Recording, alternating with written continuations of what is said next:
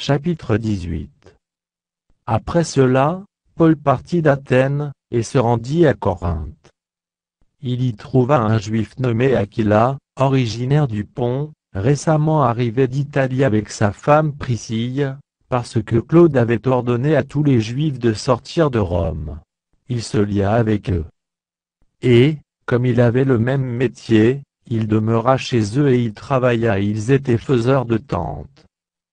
Paul discourait dans la synagogue chaque sabbat, et il persuadait des Juifs et des Grecs. Mais quand Sila et Timothée furent arrivés de la Macédoine, il se donna tout entier à la parole, attestant aux Juifs que Jésus était le Christ. Les Juifs faisant alors de l'opposition, et se livrant à des injures, Paul secoua ses vêtements, et leur dit que votre sang retombe sur votre tête. J'en suis pur. Dès maintenant, j'irai vers les païens. Et sortant de là, il entra chez un nommé Justus, homme craignant Dieu, et dont la maison était contiguë à la synagogue. Cependant Crispus, le chef de la synagogue, crut au Seigneur avec toute sa famille.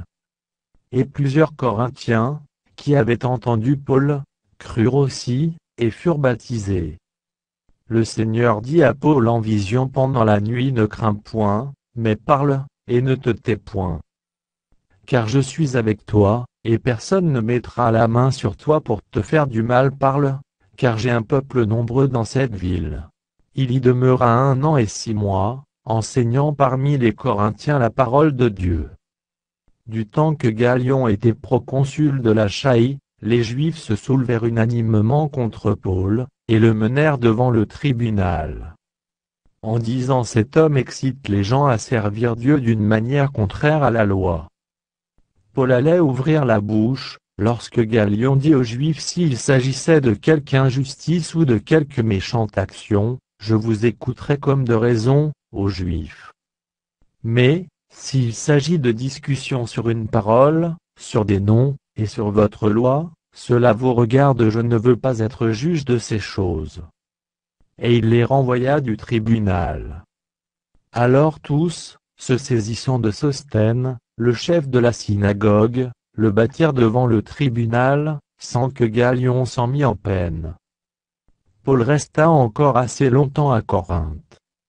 Ensuite il prit congé des frères, et s'embarqua pour la Syrie, avec Priscille et Aquila, après s'être fait raser la tête à Sancré, car il avait fait un vœu.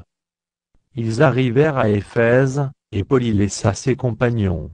Étant entré dans la synagogue, il s'entretint avec les Juifs, qui le prièrent de prolonger son séjour. Mais il n'y consentit point, et il prit congé d'eux, en disant: il faut absolument que je célèbre la fête prochaine à Jérusalem. Je reviendrai vers vous, si Dieu le veut. Et il partit d'Éphèse. Étant débarqué à Césarée, il monta à Jérusalem, et, après avoir salué l'Église, il descendit à Antioche. Lorsqu'il eut passé quelque temps à Antioche, Paul se mit en route, et parcourut successivement la Galatie et la Phrygie, fortifiant tous les disciples.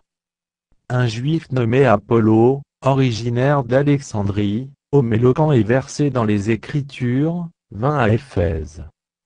Il était instruit dans la voie du Seigneur, et, fervent d'esprit, il annonçait et enseignait avec exactitude ce qui concerne Jésus, bien qu'il ne connût que le baptême de Jean.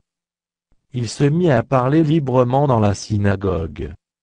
Aquila et Priscille, l'ayant entendu, le prirent avec eux, et lui exposèrent plus exactement la voie de Dieu.